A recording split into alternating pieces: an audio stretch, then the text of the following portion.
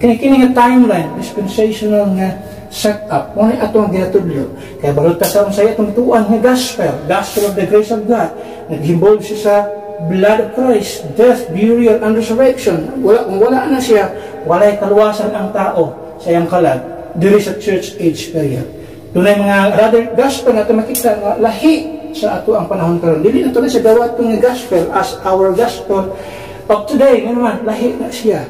For example, everlasting gospel, gospel of the kingdom, dili na siya para sa atua. Ang atua diri is gospel of the grace of God, which involve the blood, the death, burial, and resurrection of Jesus Christ for our salvation. It is a one-man rule.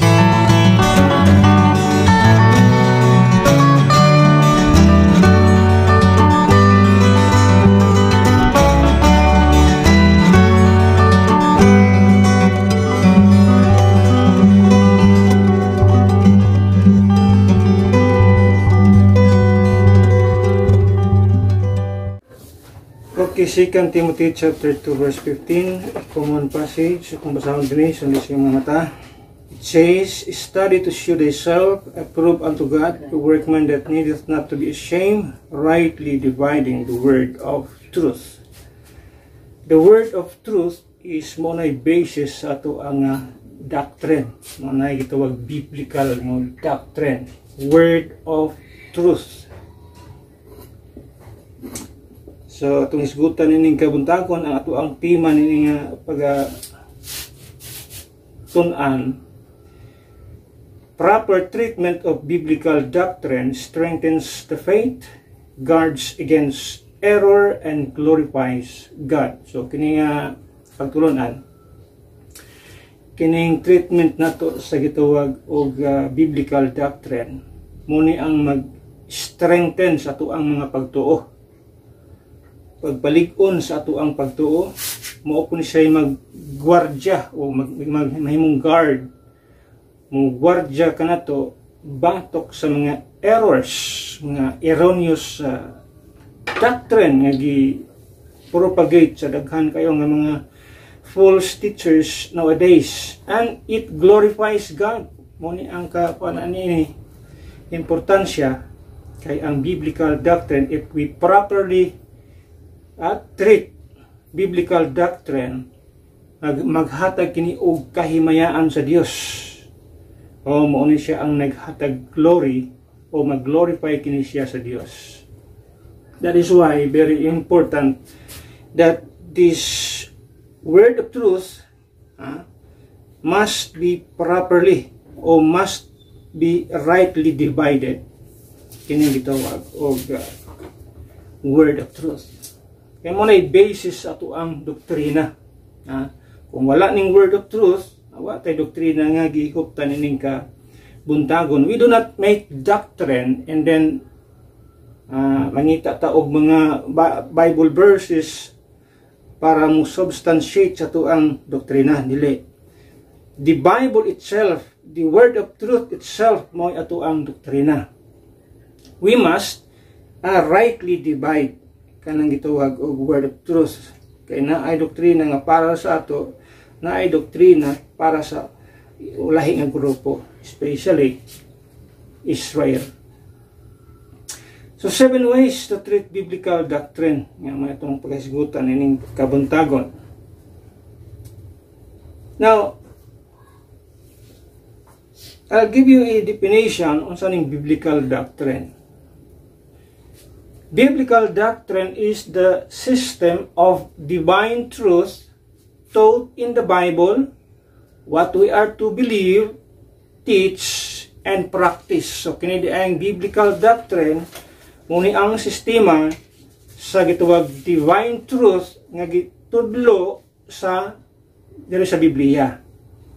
So, ang naasulod diri sa Bible, mao na ang biblical doctrine, ang naasulod dinhi. Outside ani nga Bible, kung naay practice o sa denomination outside gikan sa mao nga Biblia, mo na gitawag og traditions, human traditions. So ang atong hisgutan kining naa sa sulod sa Biblia. May biblical nga doctrine. Nya na mo reflect kini siya sa ato ang pagtuo, sa atong gituohan o sa atong pagtuo, sa atong gitudlo o sa atong gina-practice. Mao ni ang biblical doctrine. What you believe shapes how you live. Sound doctrine is foundational to sound living. Kining doktrina di ay mao ni siya maghuhulma sa ato ang pagkinabuhi.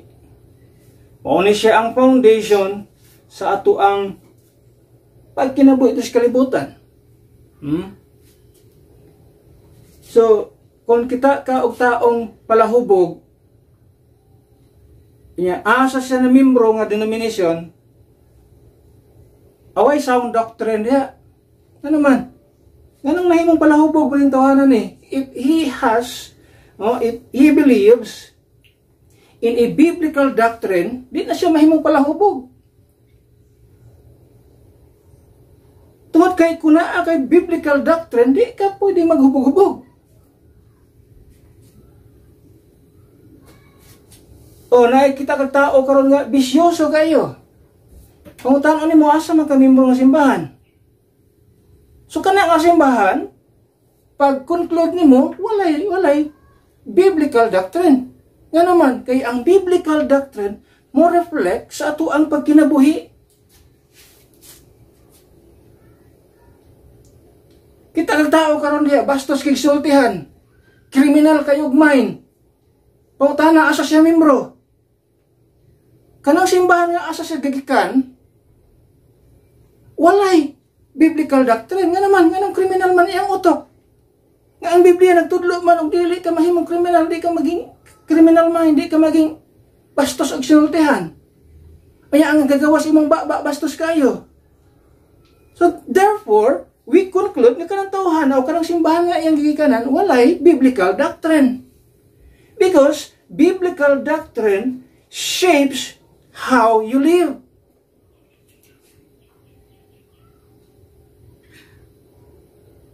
Isag kay mag-claim ka nga, kami tinuod ka simbahan. Pagtanaw sa imong mga membro diya, bastos kay sinultihan, si pamalikas ang baba, ha? Ang pulong mo gawas baba, puros yawers, pardon this friends, but yawa, yatis. Kanya imagine na?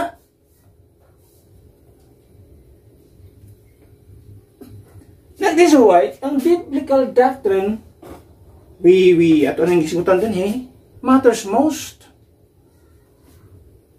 Because biblical doctrine shapes how we live. This is a foundational to sound living. So, dili mo makita ang tao nga walay dili biblical doctrine ang gitudlo sa usa ka denomination pag ang membro sa maong simbahan daghang badlungon, daghang bisyo, di mayong pinulungan, di mayong kinabuhi, guba ang pamilya. How can you say you have a sound doctrine, you have a biblical doctrine when you live like that? Now, this morning, atong hisgutan how to treat biblical doctrine. Unsaon nato siya pag tratado. Unsaon nato pagtratar ang gitawag biblical doctrine. So, ito ka butang atong hisgutan ning kabuntagon. Number 1 atong pagtagad, how to treat biblical doctrine. Number 1,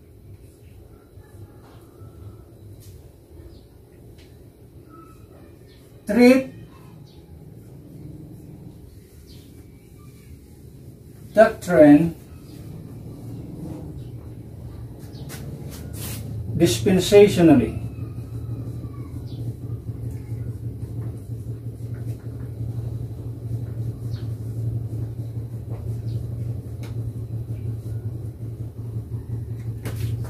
So una na itong gitugag pagtagad diha, we should treat doctrine dispensationally. Now we know what is biblical doctrine. The entirety of the Bible, muna biblical doctrine. Anything this book says, muna biblical doctrine. But we should treat doctrine, biblical doctrine, dispensationally. Nga nang ato kang i-promote ng dispensationally. It is because we believe that there are dispensations in the Bible. And each dispensation has its own doctrine. Muna itong tagaag-pagtagad. Muna ito nang gipos pag-ayo, kana nga klase sa pagtulunan, it is because daghang mga tao nga makasabot nga na. Nga each dispensation na ay kaugalingon niyang doktrina, na ay kaugalingon niyang pagtulunan because it is in the Bible. Mabitaw nang gitudlo karon na sa pulong sa Ginoo naa sa Biblia, gibutang na niya rightly dividing the word of truth. Nga naman, na ay mga doktrina sa nagkalahi-lahi ng mga dispensasyon sa Biblia. O ang Dios nag-deal ni anak nga man nagkalahi nga panahon differently. Muna atong gitagaan, atong gihatag gi-emphasize na to na siya pag-ayo. Kay mo na ito makita sa Biblia.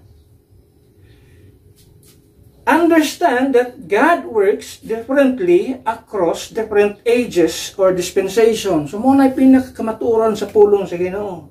That is why we have to rightly divide because kanasayod nga ang Dios nagahimo sa managlahi nga pamaagi across different ages or dispensation. For example, Hebrews 1:1. Tanaw to sa Hebrews 1:1. Isulti man sa Bible. Okay, Hebrews 1:1. Manaato na siya kanunay gitagaan og emphasis kining dispensational nga klase sa pagtudlo. Hebrews 1:1. God who at sundry times and in diverse manners, mayong tag sundry, pasabot various. Kung mayong gaita og diverse, meaning different. In other words, who at various times, sumana nagkalahi-lahi nga panahon, various times, at different lang gud gyapon na kung buti mo hunaon-hunaon, different times, different manners, yung makita diha. Who had sundry times, so times, dili time, times, kaya na ay managlahi-lahi nga panahon, times, ages, dispensation, no? Sundry times, sundry dispensation, various dispensation, managlahi-lahi nga dispensation sa Bible. Unya siya, God who at sundry times and in diverse manners, managlahi-lahi pod nga pamaagi. Lahi ang pagdeal sa Dios ngadto kang Adam, lahi ang iyang pagdeal ngadto kang Noah, lahi ang iyang pagdeal ngadto kang Abraham, lahi ang iyang pagdeal kang Moses, lahi ang iyang pagdeal kang Apostle Paul.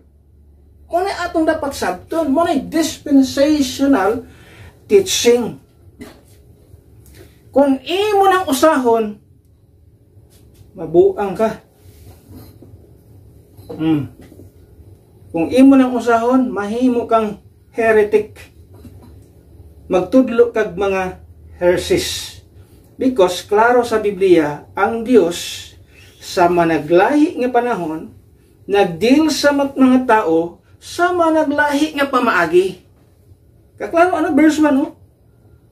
Spake in time past unto the fathers by the prophets. Siya now, nakigdeal siya, nisulti siya sa iyang anak. And now, nakigsulti siya, pinagi sa iyang pulong. Kaya ang iyang pulong, kompleto na. So in other words, lahi-lahi, managlahi-lahi nga panahon. Kaya hibalota dapat nga na. Once we know it, no, kung masabta na ito yung knowledge ka importante, it helps avoid confusion between Israel and the church as well as between law and grace. Kung atong nahibaluan, kung ato ni siyang masabtan, ang dispensational teaching, muna maghatag ka na ito o kahigayunan para ma-enlighten ta ug atong ma-avoid ang confusion nga dili nato pwedeng sagulon ang Israel ug ang church. Lahi na sila. Dili pwedeng mag-usa. Dili pwedeng parehas. Lahi ang Israel, lahi ang church. Kasagaran karon ang ingon sa uban nga ang Israel gipulihan na sa church, bakak na nga dako. Kay kung ang church ni puli sa Israel, dapat wala na Israel ron diha. Anong na pa man ang nag-exist? Although nawala sila for a long time, pero according sa promise sa Ginoo nga iyang ibalik. Mubalik ang Israel sa mapa. Nawala man sila because of the rejection, pero ibalik sila sa Ginoo in the future og nahitabo na. So dili pwede nimong ibalik. That is why we do not adhere sa usa kat katudloanan gitawag nila og replacement theology. We don't accept that. Walay replacement theology sa Biblia. Church doesn't replace Israel. Israel is Israel. Church is church. Klaro sa Biblia. Asa ito na makita? Grabe naman sa tugi na ito na makita. Kay isulti na sa Biblia o nang kabasahan ng mga klase sa mga tao din ang mga tao diha nga promote og mga bakak nga mga pagtulunan. Klaro sa Biblia tanawa ang gisulti sa pulong sa Ginoo. 1 Corinthians chapter 10 verse number 32. Klaro naman kini sa Biblia dunay distinction. Sana give none offense neither to the Jews unsa na Israel nor to the Gentiles, kita nga mga hintil nga dili mga parte sa Israel, nor to the church of God.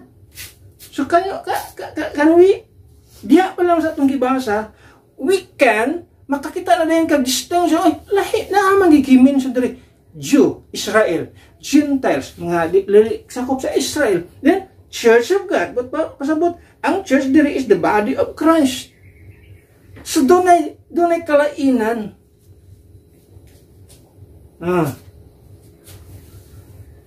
So in other words, don't apply Old Testament ceremonial laws to New Testament Christians. So kanang maasa sa Old Testament, especially under the law, na mga ceremonial laws, under sa kitong promise, na mga ceremonial laws, na circumcision sa time ni Abraham, sa time ni gitawag Moses, na mga feast, kabalutag na ay 7 feast, mga ceremonial laws, mga kanang mga offering, pag-offer sa Dios, pinagisik ito blood animal sacrifice. Dili na sa atong panahon karon. We should not, di na ito na pagabuhaton. It is because those were under Old Testament, especially under the law. So, dili sa pwede itong i-apply sa ito ang panahon karon.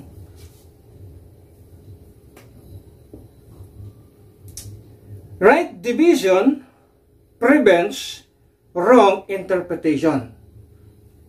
Yung anak ka, nindot, ang gisulti sa Biblia, anong gibutang na sa Biblia, rightly dividing the word of truth, yan ang gibutang, aron ma-prevent na to ang wrong interpretation. That is why right division is very important. Mura na siya maka-prevent sa wrong interpretation. Number 2.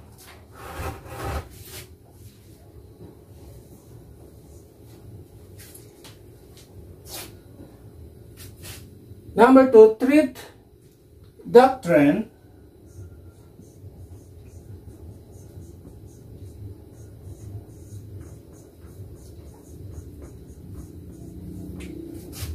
doctrinally.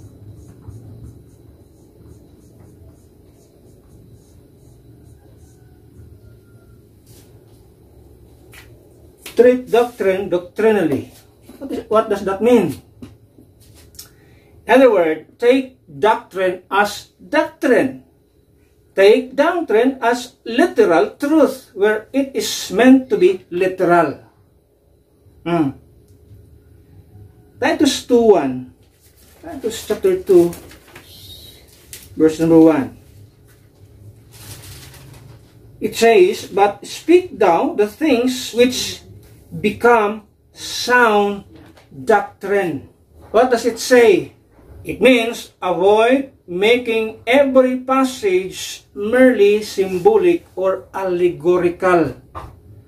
Now, if you study sa gitwag og Bible school, madunggan nimo ning mga word allegorical, symbolic. We should not treat every passage merely symbolic and allegorical.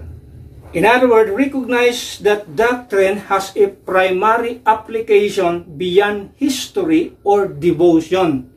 So, ang gisulti sa Biblia, kinahanglan atong i-recognize that ang doktrina, that doctrine has a primary application. Every time magbasa ka sa Bible, doon na siya primary application. Basta mag-iskat kag doktrina, doon na siya gitumbok nga mauning tawhana, mauning nga grupo, mauning ang buot ning ipasabot. Tagaan tamang example sa mga allegorical interpretation. Some examples of how people have allegorized scripture. That means turning literal, historical, or doctrinal passages into symbolic or mystical meanings that deviate from the plain intent. So every time ang Word of God, doon na siya isulti, doon na siya plain intent. Pero kining uban nga mga false teachers, gihimo nga mystical, gihimo nga symbolic, gihimo allegorical ang interpretation sa mga passages. For example, daghan kini sa Bible, daghan ta magpipila ka mga example. Noah's Ark. Noah's Ark. Ang sa gihimo sa mga kining mga tao nga gina-allegorize ang mga passage. So, some say the ark represents salvation, or the church, and Noah's family represent the saved believers. The ark's door is Christ. The flood is judgment. The ark floating represents our spiritual journey. So, munay interpretation most of the time sa mga false teachers.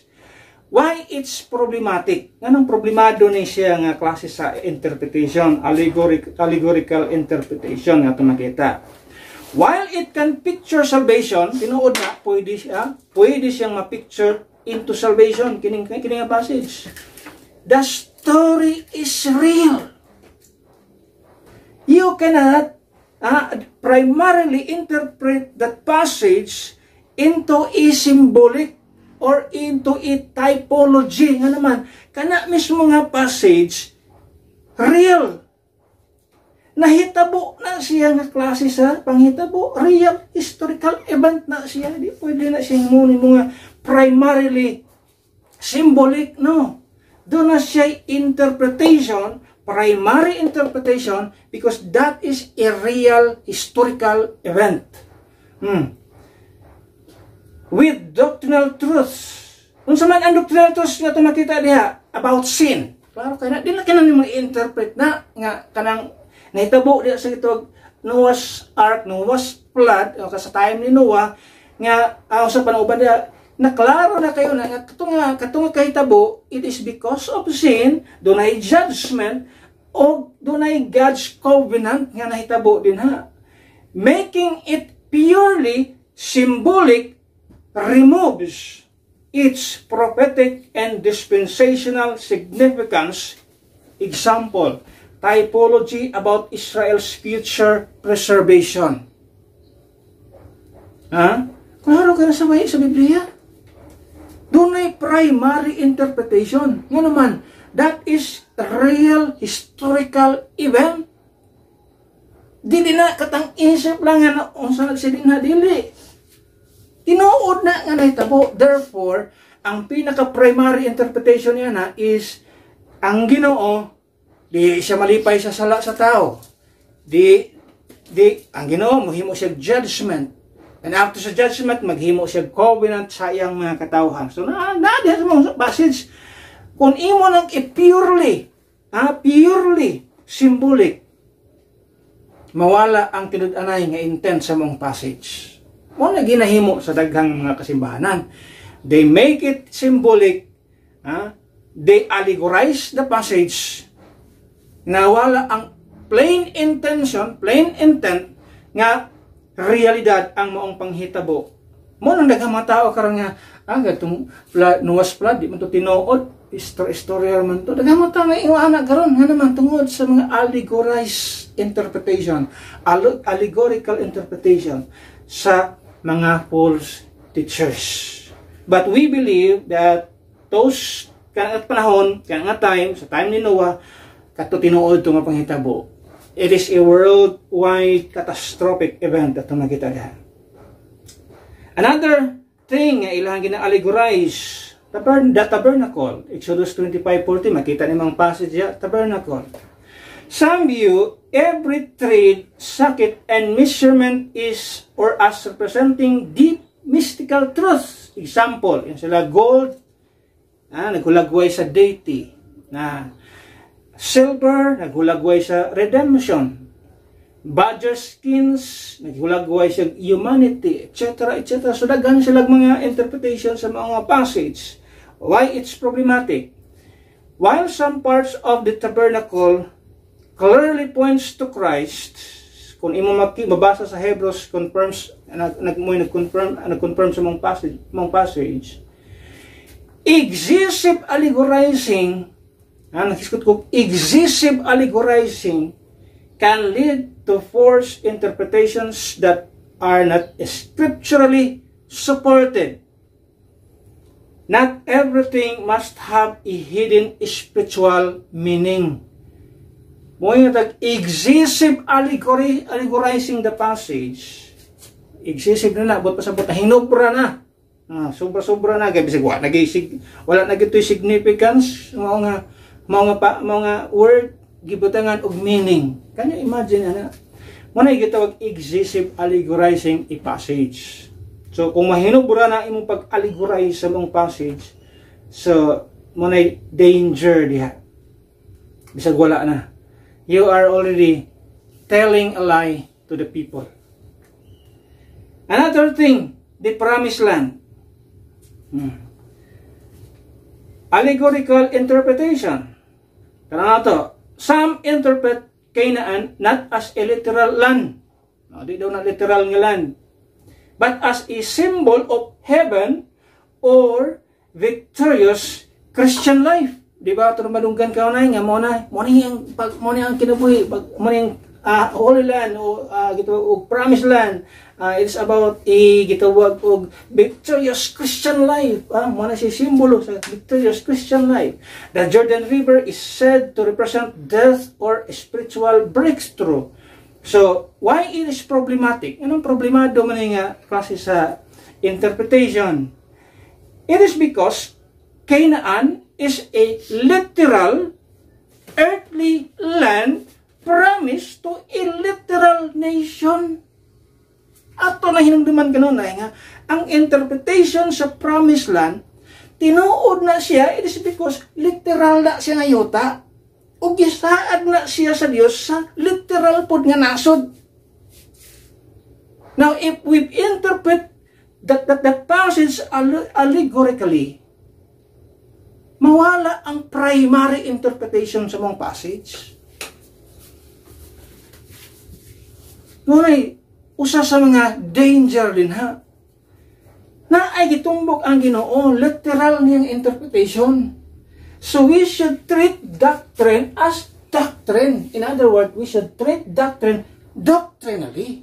Dili kay atong i-allegorize ang mong passage. Replacing it with heaven spiritualizes away clear covenant promises which are still relevant prophetically. Kung ato na siyang i-allegorize ang mong passage, maway bili ang promise sa Ginoo ani nga nasod Israel in the coming future. So mahimong walay bili ang promise sa Ginoo nga nag-promise siya kingdom, mahimong walay pulos. Nga naman imong mang gi-allegorize nga katong promise is the church. is heaven. No, it's not.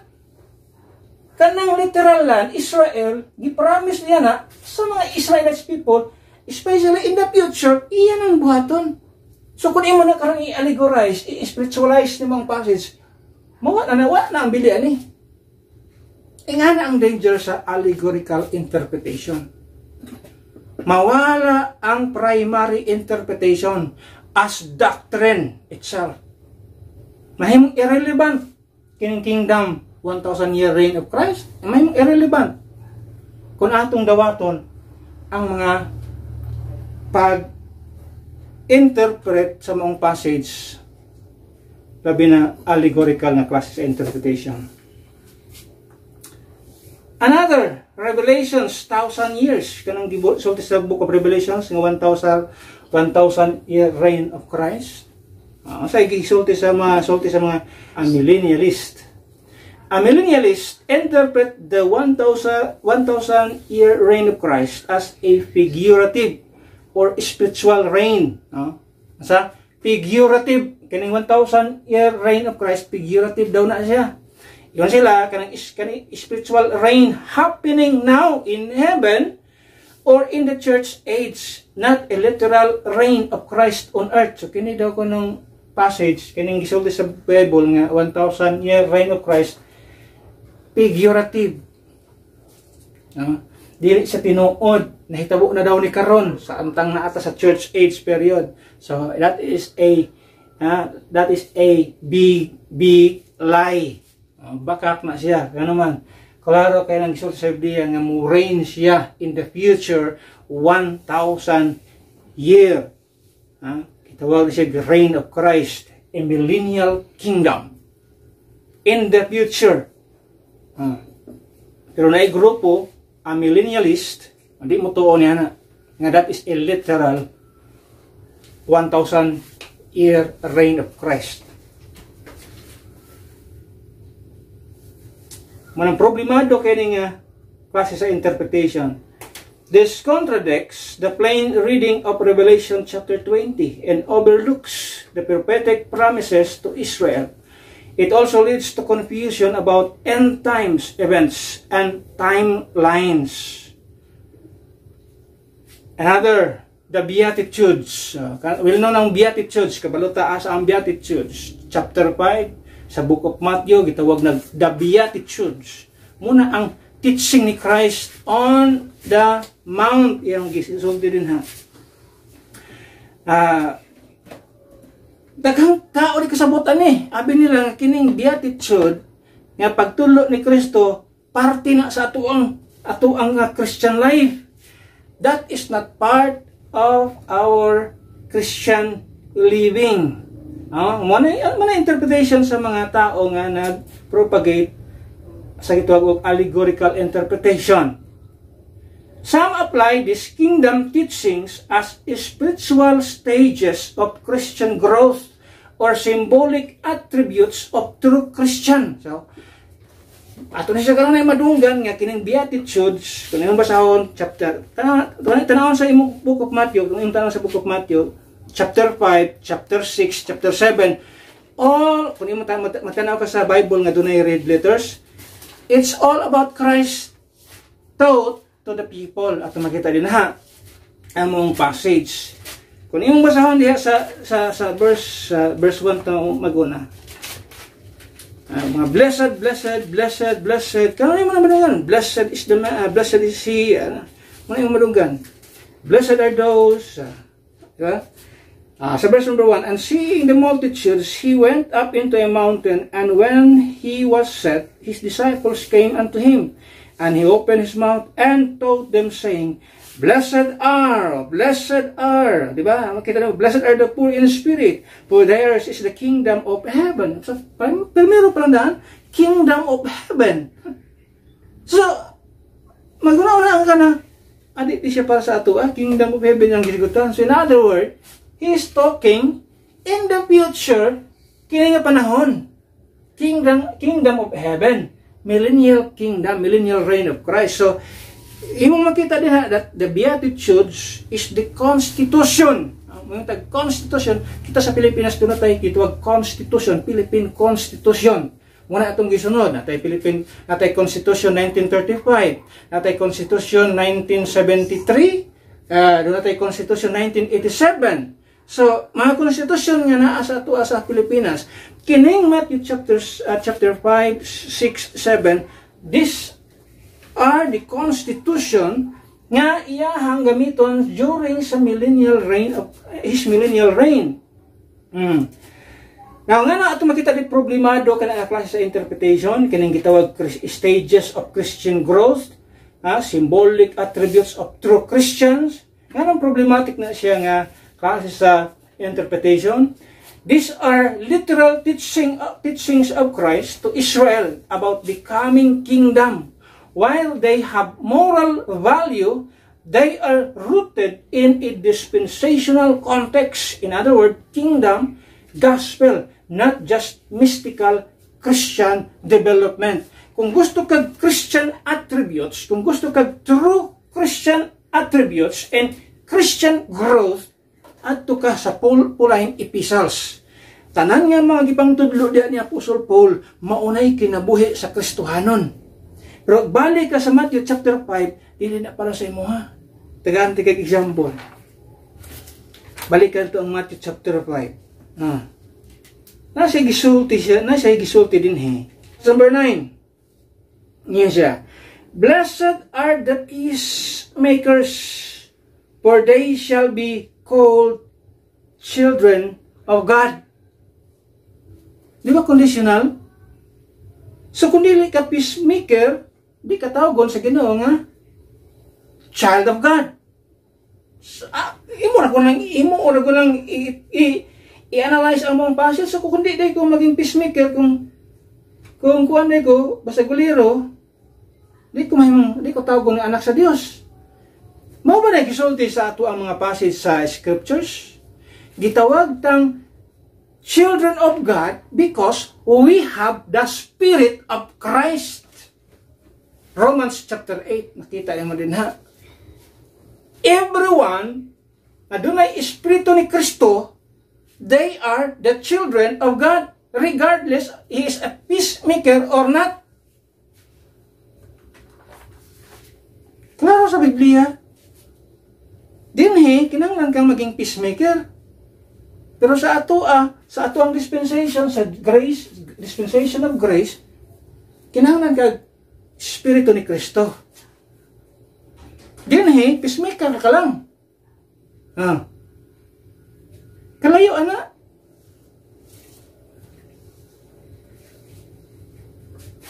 Tanaw ng mga beatitude diha. Blessed are the poor in spirit, for theirs is the kingdom of heaven. Dili na sa ato because it's kingdom of heaven. Blessed are they that mourn, for they shall be comforted. Blessed are the meek, for they shall inherit the earth. Di man ta mo inherit the earth. We have heavenly inheritance ing sa Biblia. Pero kini inherit the earth. So in other words, this is earthly kingdom or heavenly kingdom on earth. Dato may kita na, because that is a literal kingdom of heaven nga naa sa kalibutan. 1,000 year reign of Christ. Special diha. Blessed are they which do hunger and thirst after righteousness, for they shall be filled.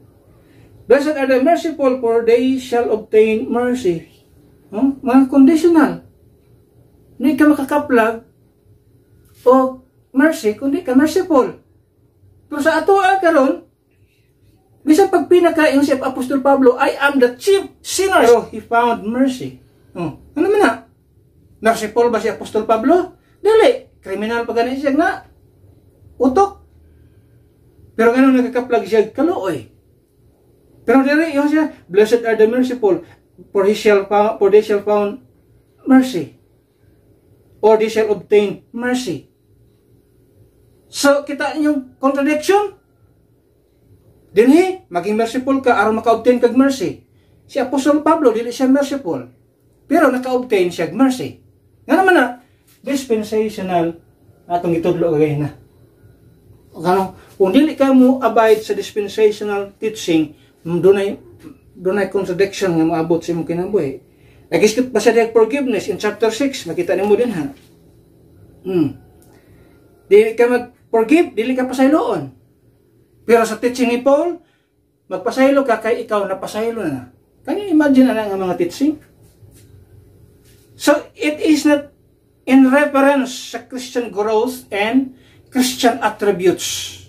Gusto ka Christian attributes to a true Christian, ato ka sa Pauline epistles, dito ka magtuon ng mga kinabuhi sa mga Kristohanon.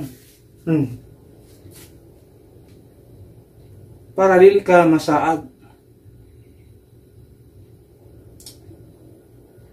Another, the church as spiritual Israel, allegorical interpretation says, they claim that the church has replaced Israel, making Old Testament promises to Israel now spiritually fulfilled in the church.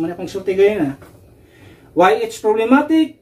This replacement theology ignores the literal covenants, national promises, and future prophecies that still apply to Israel. It leads to doctrinal confusion and blurs the line between Israel and the church.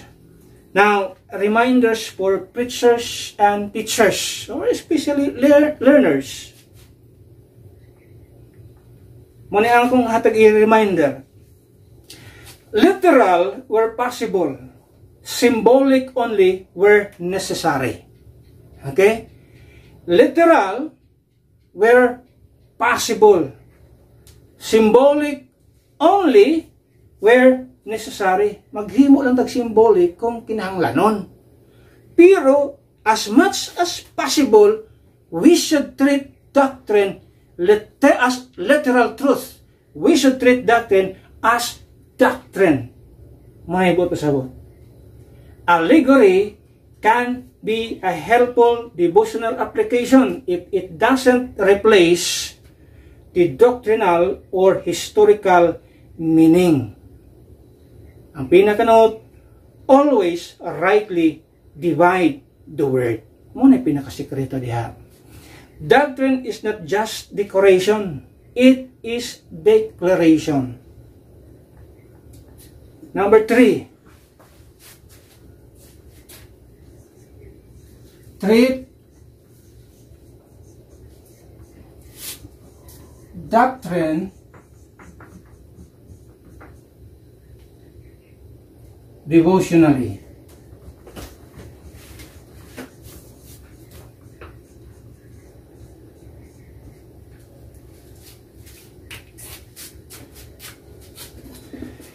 According to the book of Psalms 119 verse 97, siya, "Oh, how love I thy law. It is my meditation all the day."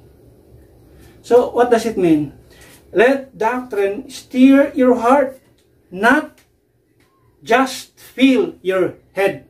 Ang doktrina sa Biblia, it should fill our heart. It should steer our heart, not just fill our head. Na di lang sa mapuno atong ulo sa kaalam, kundi mo steer up sa ato nga kasing-kasing. In other words, kini nga doktrina, it will lead us to worship God. Pasabot mo nang dunay devotion, because the word devotion means a time for worship.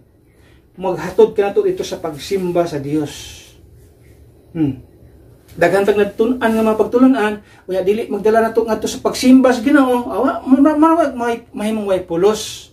So in other word, kung naatay natun-an na puno nga atong kaalam sa atong ulos kaalam, naging knowledgeable kita when we talk about doctrine, pero kinahanglan mo resulta na ngadto sa pagsimba nato sa Ginoo. Use truth to deepen your relationship with God. Atong gamiton kining kining kamatuoran aron mapalawom pa nato ang atong relasyon diha sa Dios. Truth leads to worship.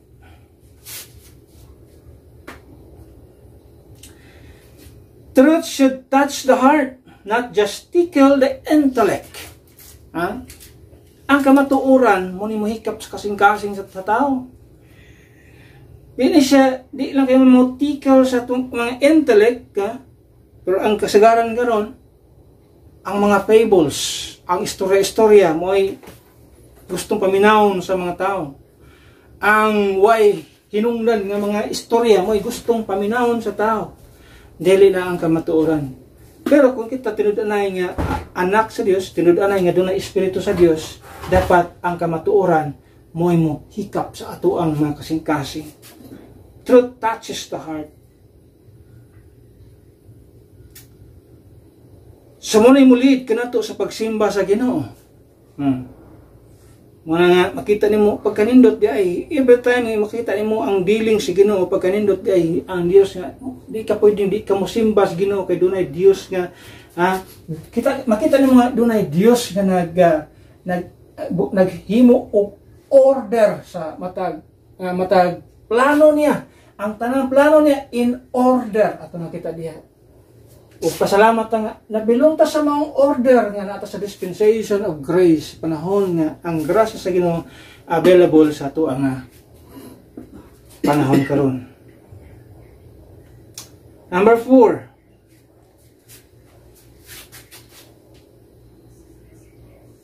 Treat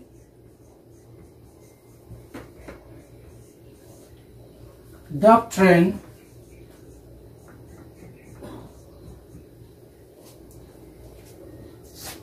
defensively.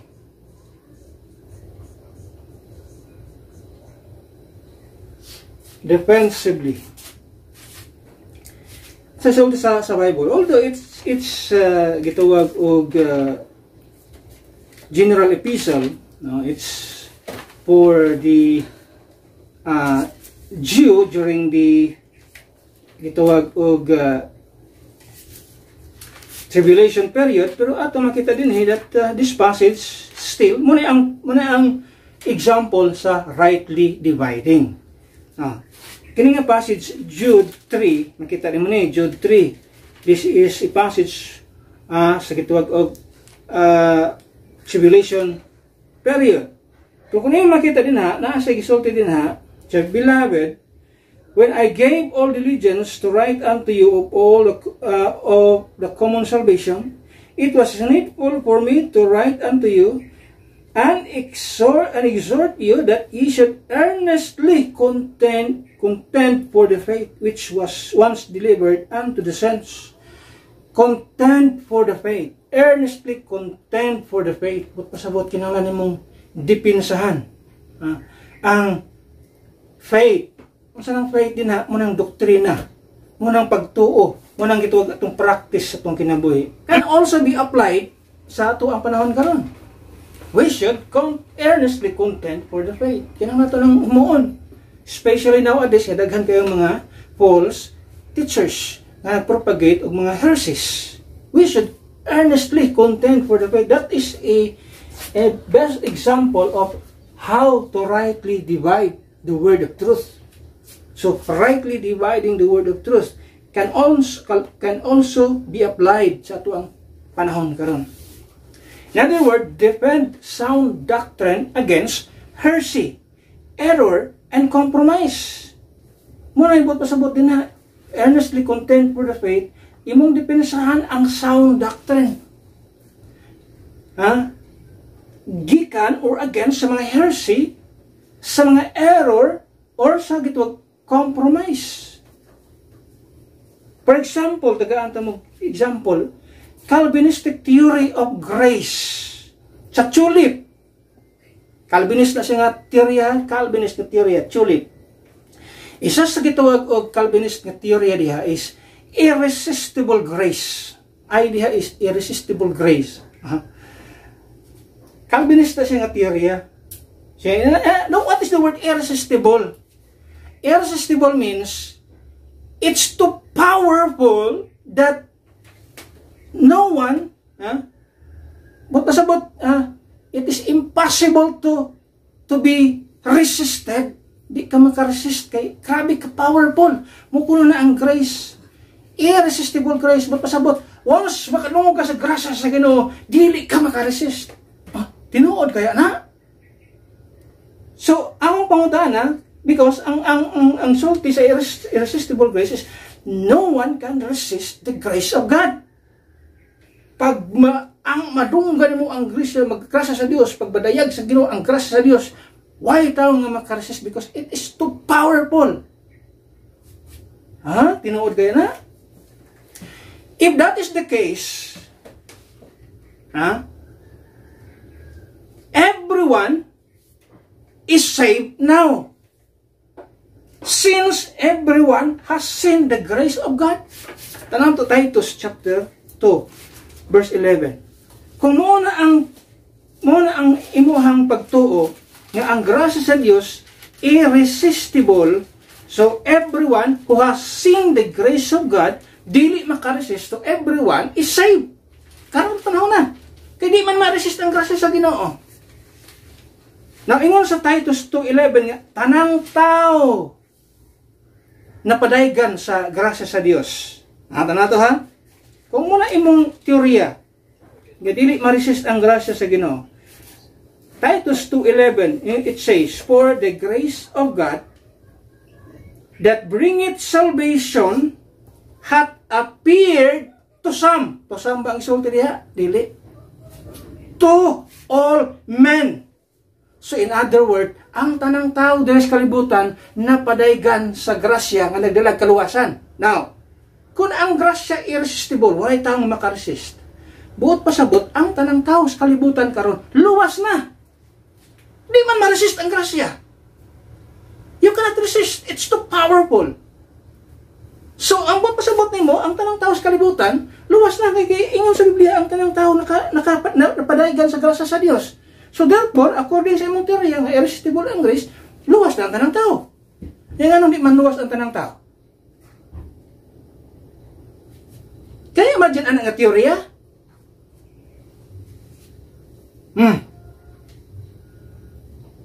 Based sa iyang teorya, nga ang grasya irresistible.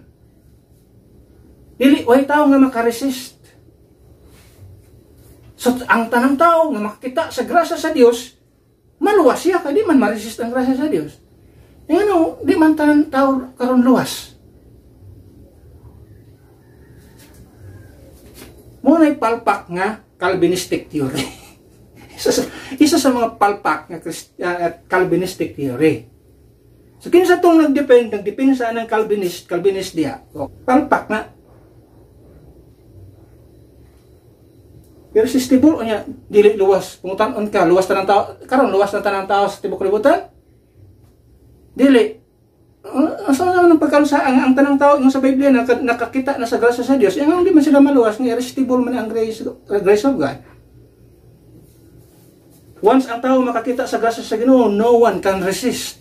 O niya, karon hindi man sila luwas. Mo na ipalpak. Kay kanang mga tawhana, they do not believe on free will. So sa mga kita diya, kanang mga Calvinistic ng mga tao, kanang mga Calvinist ng mga tao, they don't believe on our free will. Wala daw tayo free will. Mura daw tag kabaw sa ilang teorya, mura tag kabaw nga gibutag Panginoon ang asa tong gusto to amo at to sunod ang tao. Mura tag robot nga gi-control nga asa tong gusto sa atong nagguhit sa remote, ito tapadulong dili daw ingunana daw atong kahimtang. No. God has given us free will. Mo bitaw na sa Biblia, pagkadaghan kang kaayong nga word sa Bible, free will offering, sa free will, natay free will gihatag sa Ginoo. Buot pasabot, wala tagihimo sa Ginoo nga robot. We can decide on our own. Nanalimtan sa mga Calvinist ng mga tao. Sabi nila ang tao robot or kabaw. Gusto lang sa amo, kontrolon ta, mula na ilang pagtuo. Dili ngun ana. Ang sulti sa Biblia, God has given us freedom to choose. That's why, at makita rin be a spiritual watchman. Guard what God has entrusted. Stand firm when truth is under attack. The truth is worth fighting for. Number 5.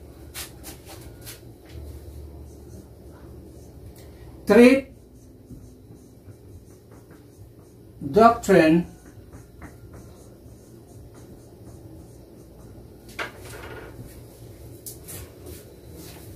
diligently.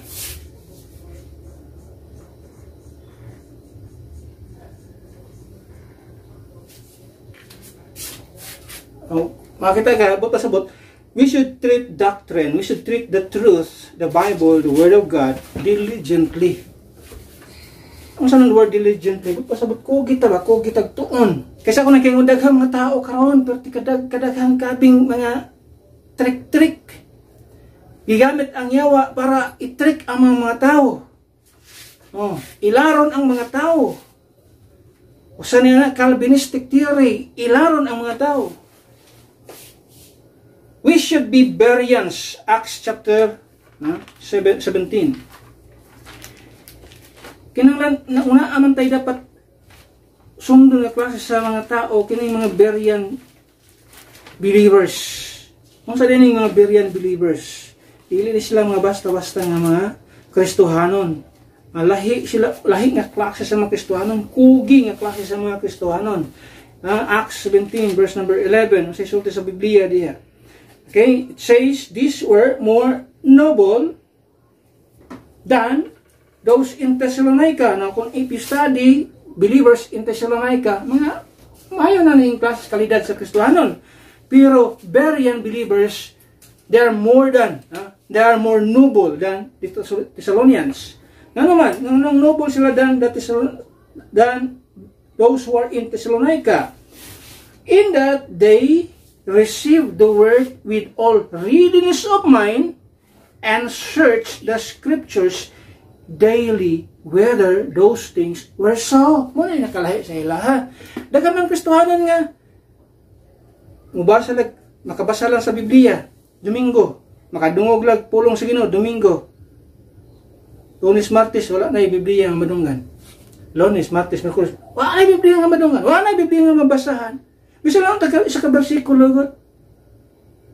Oh, naman ta ko na sa cellphone. Ano yung cellphone naman pwede man butanganin mo Biblia, pwede man butanganin mo word of the day. Kining devotion of the day. Naman mga sa Bible. We don't have time. Ayaw hulat ang ginukuha sa tuang time. Find time para sa Ginoo. Muna dapat we should like the Bereans. Kung saan nila, they search scriptures daily. Be careful as students of the word. Study with consistency and care. Kung ibot pasabot din ha, grabe sila receive the word with all readiness of mind and search the scriptures daily whether those things were so. They are not just when it comes to the Word of God, they are not lazy Christians. They are diligent. When we talk about doctrine, they study doctrine diligently. Don't be lazy or shallow in your understanding. Remember this, casual learning leads to confused living. Gamay na madungganin mo diyang istorya sa mga tao nga, may pagtulon, kuan mo pagtulon. Ay, hindi na pagtulon, ay, kabasa, o sa igsul sa Biblia. Isot kayo na.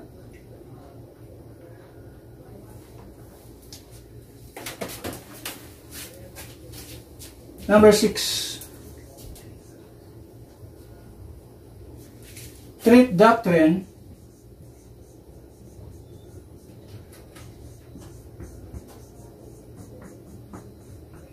declaratively.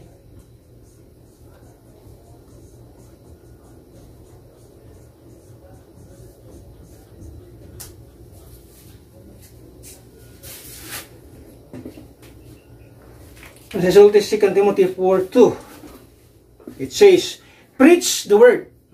Muna isulti niya. 2 Timothy 4 verse number 2. In other words, declare the truth. Declare doctrine boldly and clearly. Muna siya ingon sa pulong si Ginoo.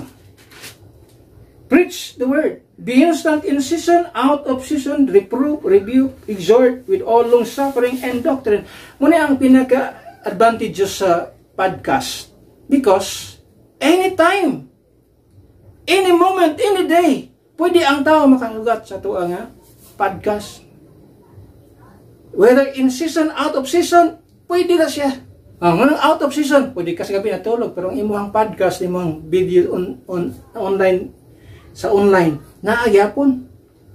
Alive lang gyapon ang atong mga podcast sa online. Yan naman, bisag natulog ta, atong video na pwede makaabot, bisan kinsang tao. Muna gituwag, even in season or out of season, pwede na siya. Muna yung advantage sa gituwag o internet or sa atong podcast. Yan naman, makita, bisan kinsang tao. In season, out of season, reprove, rebuke, exhort with all long suffering and doctrine. So, today. That is why ang atong doctrine, it should be declared boldly and clearly. Don't be ashamed or silent about the truth.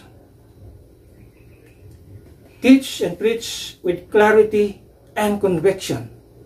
Dapat klarong-klaro ang atong tunan, klarong-klaro ang atong doktrina, o konbiktado ta, sigurado ta sa atong gibarugan nga kini ang tinuod nga klase sa pagtulunan.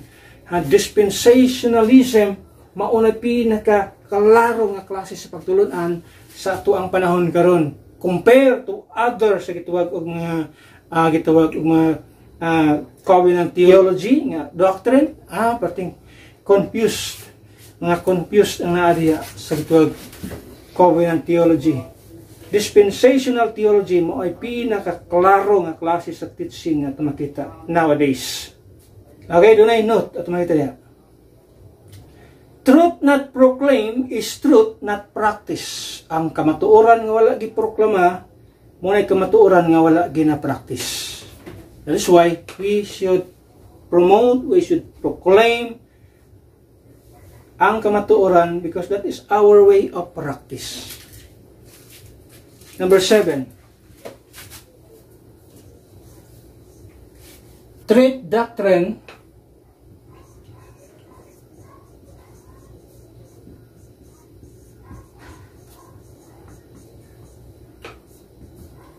distinctively.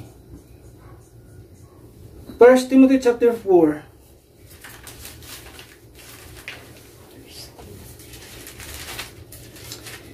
Verse number 1, it says, Now the Spirit speaketh expressly that in the latter times men or some shall depart from the faith, giving heed to seducing spirits and doctrines of devils.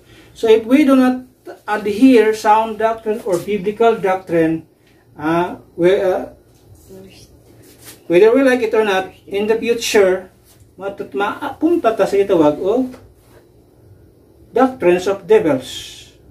Verse number 16, Take heed unto thyself and unto the doctrine, continue in them, for in doing this thou shalt both save thyself and them that hear thee. That is the importance of sound doctrine or biblical doctrine. Kung makita din we should keep doctrine separate from human traditions. Na kining gitawag nato biblical doctrine nato, atong i-separate siya sa gitawag human traditions. Atong gisgutan atong milabay human traditions between biblical traditions. Kabalot ta ang sanay si kalainan ni ana. And secondly, keep biblical doctrine separate from human trends. Tungod ba kay trending sa kalibutan, trending ang mga practice sa kalibutan. Every December, trending man ang Christmas. Pero dahil mga lies diya. Every November, trending man ang All Souls Day, All Saints Day, sa mga bandiya. Kanang, but, I mean, dili kay tungod trending na siya sa kalibutan, trending na sa gitwag og human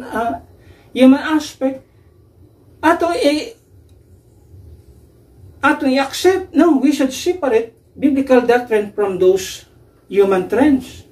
O trend sa tao, mo ginasul sa tao, dito po ta, dili, ingon ana. Ang atong kinabuhi, isip Kristohanon, live as much as possible in accordance to the Word of God. Kung sa gisulti sa Biblia, muna atong kinabuhi. Dili itong unsay practice, unsay trend sa kalibutan, unsay practice sa, unsay tradisyon sa kalibutan. Dili, ingon ana. We should keep biblical doctrine separate from human tactics or man-made ideas. I remember, sadyang dito, pa ko sa pikas nga, kauban po ko sa pikas nga grupo, doon na gitawag Operation Go. Ang practice na mo, 13 steps sa gitawag Operation Go. The last part, na sila gitawag confession nga ang gisulwining imong dalon sa atubangan mo mga techniques kuno, human techniques kay mapugos ng tao adto simbahan nga sa atubangan musulti pa jud nga in publicly ang isulti nga gidawat niya si Kristo sulod siyang kasing-kasing ang way of salvation, gidawat niya si Kristo sa lang kasing-kasing nga akong gipublic nga naman, kinaamang gisulti sa Biblia, muna ilang basis na ha. Katawanan kining klase sa basis sa Biblia. Matthew chapter 10. As Matthew chapter 10. Nga nagang i-confess nila si Kristo publicly, kay basin dili sila i-confess ni Kristo sa langit. Sa atubangan siyang amahan. Na ha? Muna joker kayo nga mga klase sa mga tao. Muna mga tactics. Muna mga tactics nga gamiton sa mga tao para lang ang tao mapunta sa simbahan. Muna akong isulti, pwede nimo ang tao madala sa simbahan but you can never bring people to Christ by your own tactics. Dili na pwede nga nga. Pwede nimo madala sa simbahan pero ang pagdala nimo sa tao it is between that person and God. Muna bot pasabot din na dili kay bisag madala pa rin mga simbahan. Tanawa ng ilang baruganan din eh. Verse 32 and 33. Ayan sila. Whosoever therefore shall confess me before men, him will I confess also before my Father which is in heaven. That is Matthew 10, 32 to 33. Verse 33 it says, but whosoever shall deny me before men, him will I also deny before my Father which is in heaven. So, muna gigamit ng bersikulo, kinahanglan mo simbahan, dalan mo simbahan, para i-prove mo nga ikaw luwas, isulti mo sa public nga, imong gidawat si Kristo sa kasing-kasing, para dili ka i-deny ni Kristo sa iyang atubangan, sa iyang amahan. Can you imagine yan ang klase sa doktrina? Muna siya taktika para ang tao madala sa simbahan. Instead of the Holy Spirit working on that person, ang tao na rin yung kamot. Pinagi sa iyang mga taktika nga padala niya simbahan. Using pretext o kinigitawag text which is outside of the context. Ano naman? Ano may kung outside of the context? Ang mong passage, Matthew chapter 10, is a tribulation passage. And that passage, ito makita din ha, nag-isgot siya o gospel of the kingdom. So, kanus naman nawali ang gospel of the kingdom during sa time, earthly ministry of Christ and a little bit sa time sa mga apostles. Now nga, naana ang gospel of the grace of God, the gospel of the kingdom was suspended. And the gospel of the kingdom will be restored, ma-restore siya, mawali siya balik during sa tribulation period. So therefore, this message, this passage is about the coming tribulation. Mabita na nga, exalted diha, verse 22, he that endureth unto the end, diha, verse number 22, and he shall be hated of all men for my name's sake. But he that endureth to the end shall be saved. Di ba pareha sa chapter 24 sa Matthew 24? He that endures to the end shall be saved. Oh, in other words, this passage connected sa Matthew 24. Tribulation passage. Munang during sa tribulation passage, confess or deny. Muna sa time ni Antichrist. Sa time ni Antichrist, confess ka o i-deny ni Mus Kristo. Kung confess ka, anak ka. Kung i-deny ni Mus Kristo, tatakta. Muna time ni Antichrist. Imo lang i-apply sa itong panahon. Karon, can you imagine na? In the book of John, makita nimo ito na ay mga tao nga ni believe, but they never confess. Pero they believe. John chapter 12, verse number 42. Nasasulti diha, nevertheless, among the chief rulers also, many believe. Verse 42. Daghang mga tao sa time ni Jesus Christ, even sa iyang preaching, chief rulers also many believe on him, but because of the Pharisees, they did not confess him, lest they should be put out of the synagogue. For they love the praise of men more than the praise of God. Ang kaluwasan na ito karon has nothing to do with confession. Myself, naman sa Romans chapter 10 verse number 10. Romans 10 verse number 10. Kasi, for with the heart man believeth unto righteousness, and with the mouth confession is made unto salvation. Ito na, made unto salvation. So, ang ilang pagtuo karon niya, ang confession of the mouth mo lead nito sa salvation. But remember, it's always begin with believing in the heart. Igon sa Bible. Ang kaluwasan, unang-una. Usa na confession. Wala ganyan nag-i-mention ng confession o kinahanglanan pa ba sa imong Christian life? Pero atong gina-confess, in a way, nga atong gisulti ang truth sa mga tao. That is the confession nga atong ginahimo. But pasabot atong gisulti ang truth nga sa mga tao. Nga muna ang way of salvation. This is the only way of salvation. The gospel. So muna ang ato ang gituuhan. Sa time sa Matthew, during sa tribulation, matubang ka ni Antikristo, ang tao, matubang ni Antikristo, okay, doha ay mapili. Confess ni Mus Kristo o i-deny ni Mus Kristo. Wala sa time ni Antikristo during sa tribulation. Doha lang yung pilian. Kung i-deny ni mo, wala kay luna sa dito sa presensya sa Ginoo. I-deny man ka ni Kristo ito. Di ka taga dito. Actually, di ka man kamabot dito. Kay pa-imperno. I mean, buhi siguro ka.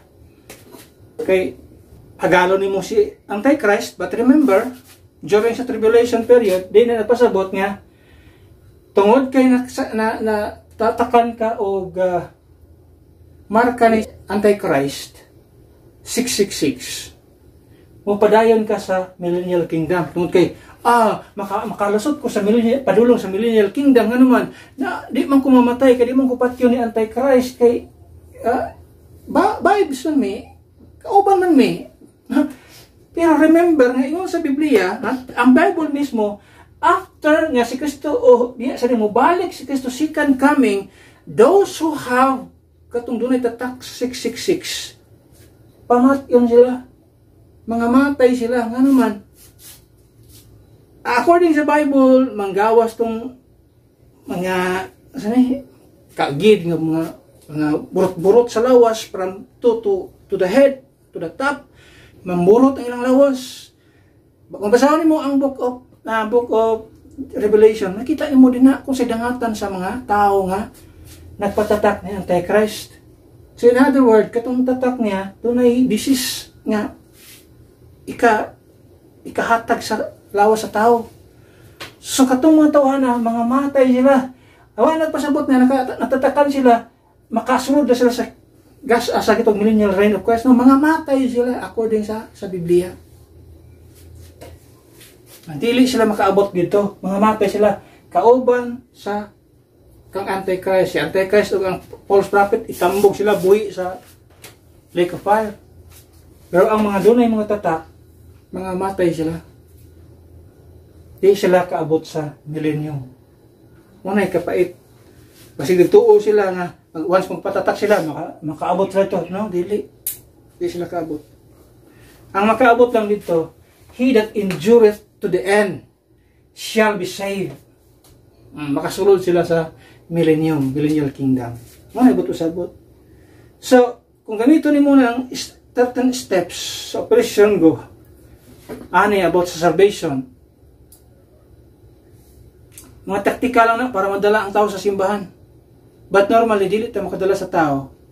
Dili kita ang magdala sa tao mismo, sa kalag sa tao, ngadto kang Kristo. It is between that person and God. Kung di siya mo tuo, nga ang dugo ni Kristo muna kabayaran sa silot sayang sala, walay mahimo. Bisag kapila pa na dalom sa simbahan, walay mahimo na ang tao. Kini nga passage sa itong gibasa, dili na siya applicable sa tuang panahon karon. It is based on that is a tribulation passage nga sa panahon ni Antichrist, confess or deny. Mo lang na ang duha ka choices sa tao sa panahon sa tribulation period. In other words, don't mix the truth with cultural compromise.